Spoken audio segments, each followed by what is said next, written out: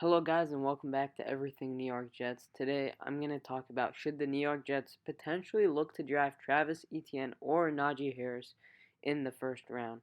So to me, I think the most likely scenario if the Jets do draft one of them is Najee Harris just because he actually had a meeting with the New York Jets.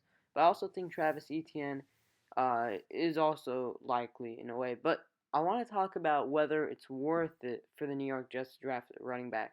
First of all, it's not a necessarily a huge position in need value wise. I think cornerback, edge, wide receiver, these are all positions, interior offensive line, these are all positions that I'd rather the New York Jets go with in the first round and pick one of those players. And to me, another thing is with this new scheme, the 49ers type offensive scheme, they have like three running backs all having equal amounts of carries. I mean, there's no need to to draft a running back so highly if he's going to be splitting carries with two other backs, right?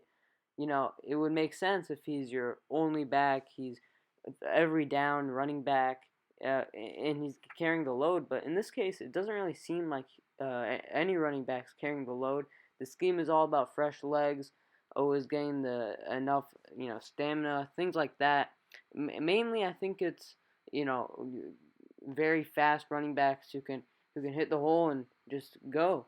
And another thing, if we do go running back, I think I'd rather have it, later on. I like Javont Williams. I like Kenneth Gainwell is another one I like. And again, the running back position is becoming less and less valuable in the NFL.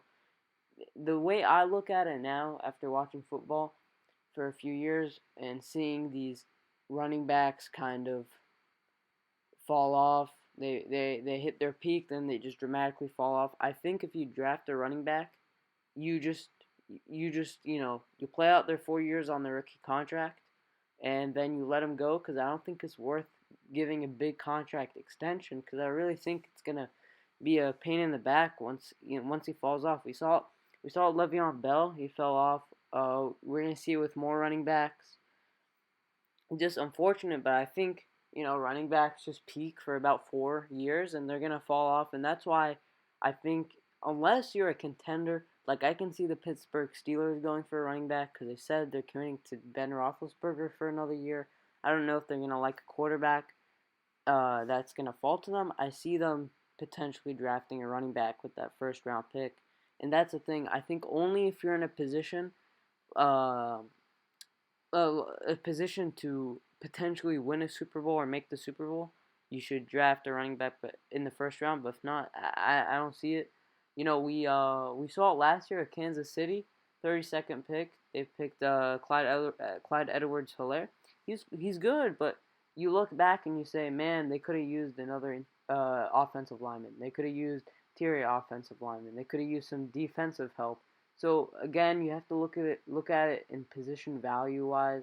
It just doesn't make sense. I think you draft a running back every year, third or fourth round, and you just go from there. I don't think you go. You can sign a veteran. You can sign veterans, but yeah, I don't think you go running back in the first round. I don't think that's a legitimate option. I would consider. I would consider the last point I want to make. If Najee Harris and Travis Etienne fall to our pick in the second round, sure, pull the trigger if you want to, because that might make sense.